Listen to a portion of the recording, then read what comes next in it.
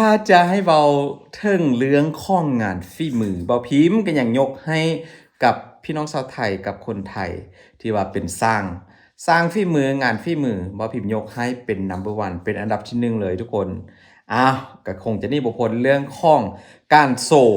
การทำการคิดการประดิษฐ์ทุกอย่างเกี่ยวกับอุปกรณ์เครื่องจักรที่นำเข้ามาช่วยในการทำการเกษตรอยู่ที่ประเทศไทยของพี่น้องชาวไทยนะทุกคนมื้อนี้ก็ข้อนำเสนอผลงานที่โดดเด่นอีกตึมสิ่งหนึ่งของในสร้างไทยนั่นก็คือการเอาเครื่องตัดหญ้าทุกคนมาดัดแปลงมาเพิ่มความแรงมาทำเป็นสิ่งใหม่ๆให้มีความสวยงามพร้อมกับใช้งานได้จริงได้เห็นแล้วก็คงจะต้องโอ้โหทุกคนนะบ่พิมพ์ก็เป็นอีกตึมคนหนึ่งที่ชื่นชอบเรื่องของงานเกษตรอยู่แล้วนะทุกคนพอได้เห็นเครื่องกลจักรเครื่อง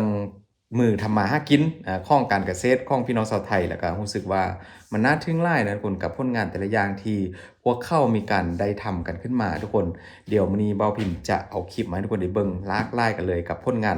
ใหม่ๆเกี่ยวกับในสร้างแล้วก็งานฝีมือของเกษตรกรไทยทุกคนเดี๋ยวเราไปดูคลิปพร้อมกันเลยพี่น้องมาทุกคนนี่คือเครื่องตัดหญ้าที่จะบ่ธรรมดาอีกต่อไป เมื่อสร้างฝีมือจากประเทศไทยเข้ามีความคิดที่แบบสร้างสรรค์อยู่แล้วทุกคนจากเครื่องตัดหญ้าแบบเดิมๆนะทุกคนหลายคนก็คงจะรู้แล้วว่าเครื่องตัดหญ้าเดิมมันเป็นยังไงพอได้มาแต่งซิ่งแต่งสวยกันทุกคนเสริมอะไรทำไมเยอะแยะเข้าไปทุกคนนี่เขาบอกว่าเครื่องตัดหญ้า3สูบทุกคนความแรงนี่บ่ต้องพูดถึงสังเกตจากทอนั่นแหละทุกคนทอขอน3อัน3จุดถือว่าเป็นเครื่องตัดหญ้าที่บ่มีที่ไหนในโลกแล้วทุกคนนะแต่ว่าสร้างไทยผลงานของพี่น้องชาวไทยก็ถือว่าทำออกมาแบบโดดเด่นแปลกหูแปลกตากันทุกคนนี่คือเครื่องตัดหญ้าธรรมดาที่ว่าได้ซื้อมาแล้วก็มีการดัดแปลงเสริมแต่งเข้าไปทุกคนความแรงของเสียงนี่บ่พิมพ์ข้อปิดเลยทุกคนเพราะว่ามันแรงซะเหลือเกินนะอันนี้ก็เป็นเครื่องยนต์3สูบ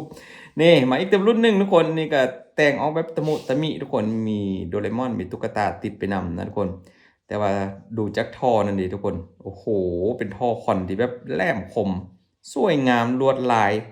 ของเครื่องจักรนะทุกคนนี่คือผลงานอีกตึมสิ่งหนึ่งแหละที่ประพิมพ์ได้บอกนะทุกคนสวยงามจริงๆนะแล้วก็ใช้งานได้จริงมาดูระบบแบบซ่องทอกันทุกคนนี่น่าจะเป็นซ่องซูปซ่องซูปนะทุกคนเครื่องนี้นอกจากที่ว่าจะแรงเป็น1เท่าแล้วเพิ่มเข้าไปเป็นซ่อง3เท่ากับตัดต้นไม้ได้เลยแหละมาพิมพ์กล้าพูดเลยว่าตัดต้นไม้ซ้ำแค้นนี่ได้เลยทุกคนเท่าแค้นนี่นะเพราะมันเป็นเครื่องจักรที่ว่าแรงไล่หัวเทียนกับไซส์ซ่องตัวทุกคนนี่คือการใช้ไอเดียในการเกินว่าเป็นธุรกิจเลยนะทุกคนมาพิมพ์เข้าไปดูก็คือแบบมันจะเป็นแบบโรงเสื่อมโรงเป็นโรงงานที่ว่าเขาผลิตเลยนี่แล้วก็ลองมาดูว่าหลังจากที่ใส่สร้างฝีมือทำแบบนี้แล้วจะทำงานใช้งานได้จริงหรือบ่ทุกคนเดี๋ยวจะตัดโซ่ให้ดูกันเลยนี่ความแรงทุกคนโอ้โหกระจุยกระจายแน่นอนพอได้ตัดหญ้าแบบทึบๆแบบนี้ทุกคนเสียงนี่ดังกระหึ่มกึมกองพี่น้องนี่คือความแรงของเครื่องตัดหญ้าที่ว่าเป็นสร้างฝีมือของเมืองไทยทุกคนตัดโอ้โหถ้าสมมติว่าซื้อมาราคาสัก10,000สมมตินะทุกคนแล้วมาตัดมาดัดแปลงมาตกแต่งเพิ่มความแรงความสวยเข้าไปวันนี้ทุกคนว่าพิมพ์ว่าน่าจะขายได้ระดับ20,000 30,000ต่อเครื่องได้เลยนะนี่งามแหงพี่น้องเขาก็ติดโลโก้เข้าไปนะเครื่องยนต์เครื่องจักรที่ว่าเป็นธรรมดาที่ออกจากโรงงานมาก็อาจจะเป็นสีแดงสีแดงเลือดนกสีซ้ำสีอย่างนั้นนะทุกคนสีแดงแก่ๆแซ่ดๆแต่พอมาทำไม่แล้วมันก็ต่างไปเลยทุกคนนี่ก็ทำจำนวนหลายเครื่องเลยทุกคนเพราะว่าทำค่ายทำจำหน่ายนั่นเองนะทุกคนเขาก็มาวางโซ่แบบนี้แล้วก็โอ้โหมาลองแต่ละเครื่องให้ดูทุกคนเครื่องเสียงของแต่ละเครื่องเนี่ยโอ้โหโหดเหี้ยมหลายเดี๋ยวว่าพิมพ์จะมีคลิปเปิดให้ดูแด่ทุกคนว่าเสียงของแต่ละเครื่องจัดตัดหญ้าเนี่ยนะทุกคนจะแรงขนาดไหนนี่คือนี่แหละคือที่ทุกคนเห็นนี่ก็โอ้โหทุกคนเยอะมากนอกจากนั้นนะทุกคนเขาก็ยังมีการทำเป็นเครื่องอะไรนะเครื่องพ่นยาฉีดยาใส่ทงไรทงนาทุกคนนั้นแห้งโหดเลย สีดำกับเทไปอีกแบบนะทุกคนสีดำเนี่ยก็อาจจะเป็นความมักส่วนตัวของคนที่ว่ามักแต่งบ่หรือว่าเจ้าของที่ว่าเขาสั่งจองเข้ามาอ่าที่ว่าน่าทึ่งว่าผมไปเจอคลิปหนึงก็เป็นแบบเครื่องเก่าที่ว่ามันพังแล้วทุกคนเครื่องเก่าแบบมันพังมันเก่าเขาสนิมแล้วใช้งานอะไรเข้าสร้างของเมืองไทยเข้ามาทำใหม่หมดทุกคนมาแกะมานี่ทุกคนฟังเสียงพร้อมกันโอ้โหเสียงหนึ่งกระหึ่มเลยทุกคนนะอันนี้ขนาดเขายังบ่ทันได้เร่งเครื่องนะทุกคนพอเร่งเครื่องนี่มันจะโหดไล่ทุกคนอันนี้พอเพียงแค่อ่าติดเครื่องปะไว้นี่โหดจริงๆทุกคนเสียงแต่ละเสียงนี่ขนาดว่าน่าจะเป็นซูปเดียวกว่านี้2ซูปแรงมากทุกคนเสียงนี้เขาว่าเหมือนกับรถอะไรนะติดเทอร์โบนี่จากยางนี่แหละเพราะมันดังแห้งกันนะทุกคนบางคนก็ถึงขั้นกับว่าตัดไปแล้วก็ใส่หูฟังปิดหูเอาไว้นะคนตาจะเบาใส่หูมาอีกเต็มรุ่นหนึงทุกคนรุ่นนี้เป็นรุ่นใหม่ล่าสุดนะแต่ว่าการตกแต่งเสริมเข้าไปนี่ก็แห้งรอทุกคนนี่เครื่องตัดหญ้าฝีมือของคนไทยที่พวกเขามีความคิดที่ว่าแตกต่างจากคนทั่วไปที่ว่าคิดบ่ได้นะงานฝีมือนี่ต้องยกให้จริงๆทุกคนบ่พิมพ์ว่าถ้าว่านำมาค่ายอยู่บ้านของบ่พิมพ์อยู่เมืองลาวนี่ได้ค่ายแน่นอนทุกคนนี่มาอีกเต็มรุ่นนี้ทุกคนดูจากทอขอนฝั่งเสียงพร้อมกัน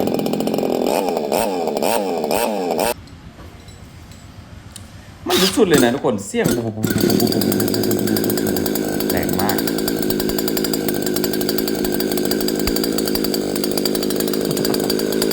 นี่คือแบบมีปุ่มสตาร์ททุกคนนี่คือแบบเป็นไอเดียที่ว่าเจ๋งไล่นะเพราะปกติจะใช้ซ้ายดึงใช่ไหมทุกคนเครื่องตัดหญ้า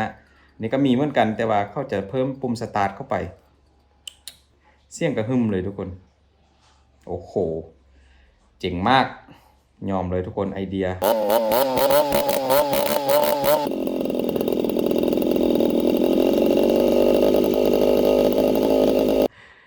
นี่เป็นผู้หญิงนะทุกคนผู้หญิงก็สามารถตัดได้ที่ว่าเขาออกแบบออกมาใหม่นี่แบบมันง่ายใช้งานง่ายขึ้นนะทุกคนที่ว่าตัดได้สบายเลยทำงานได้จริงความแรงนี่ไม่ต้องพูดถึงอยู่แล้วนะต่อไปนี่ก็เป็นคลิปปิดท้ายเล็กๆน้อยๆทุกคนกำลังเป็นกระแสอยู่เหมือนกันนั่นก็คือเครื่องพ่นยาหรือเครื่องซีดยาที่ว่ามีการดัดแปลงตกแต่งแบบสวยงามกันเลยทุกคนนี่ก็เป็นผลงานของพี่น้องชาวไทยอีกแล้วก็คือสร้างไทยนั่นเองทุกคนกับการคิดแต่ละอย่างเลยบ่พิมพ์ว่ามันเนื้อสันจริงๆนะทุกคนอ่า บางคนก็อาจจะคิดบ่ถึงคือบ่พิมพ์นี้กันก็ยังคิดบ่ถึงทุกคนว่าอ่าจักรตัดหญ้าเครื่องตัดหญ้าที่บ้านบ่พิมพ์ก็ใช้คือกันทุกคนใช้ของไทยนี่แหละแต่ว่าเป็นเครื่องออกจากโรงงานธรรมดาคือเก่าหันน่ะบ่คิดว่าเขาจะสามารถเอามาดัดแปลงได้ขนาดนี้แล้วก็ต่อมาก็เรื่องของเครื่องเครื่องพ่นยาฉีดยาทุกคนใส่กับเครื่องปลูกของเฮานะพืชผักเข้าในนาอย่างประมาณนี้นะ อันนี้ก็เป็นการตกแต่งออกมาแบบโอ้โหสวยงามแล้วก็ใช้งานได้จริงความแรงของการพ่นการซีดนี่ไปได้หลายเมตรกันเลยหลาย10 เมตรกันเลยทุกคนนะดูจากคลิปนี่แหละเพราะว่าแต่ละอย่างที่ว่ามีการดัดแปลงเข้าไปก็จะเสริมความแรงเข้าไปนอกจากความสวยงามแล้วความลู่ความดูดีใช้งานสบายสะดวกสบายน้ำหนักก็บ่ได้หนักหลายนะทุกคนก็คือแบบ โอ้โหในสร้างไทยก็จัดให้ทุกอย่างครบทุกอย่างจริงๆถ้าว่าอยากได้แบบได้ก็ว่าพิมพ์ว่าลูกค้าสามารถสั่งได้เลยแหละตามที่ดูมานะทุกคนถ้าว่าอยากได้ความแรงเท่าไหร่รูปทรงประมาณไหนทอคอนใส่เข้าไปแบบได้ใช้งานยังไงสามารถสั่งได้เลยจัดให้ได้ทุกอย่างแน่นอนนะกับสร้างฝีมือของเมืองไทยทุกคนอ่ะนี่ก็เป็นอีกหนึ่งผลงานหนึ่งที่ว่าโดดเด่นทุกคนเกี่ยวกับ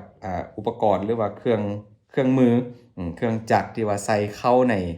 การเกษตรของประเทศไทยทุกคนกับให้กับพี่น้องชาวไทยได้ใช้คนที่ว่ามักทำไร่ทำนาทำรั้วทำสวนที่ว่าเป็นงานเกษตรนะก็ถือว่าเอาไปใช้กันได้นะกับเครื่องตัดหญ้าแล้วก็เครื่องพ่นยาฉีดยาเออสุดยอดเลยว่าพิมพ์ข้อซื่นสมจริงๆนะกับผลงานที่ว่าหลายคนบ่เคยเห็นหลายคนที่บ่คิดว่ามันจะทำได้ขนาดนี้นะกับเครื่องตัดหญ้านั่นแหละนะทุกคนพี่น้อง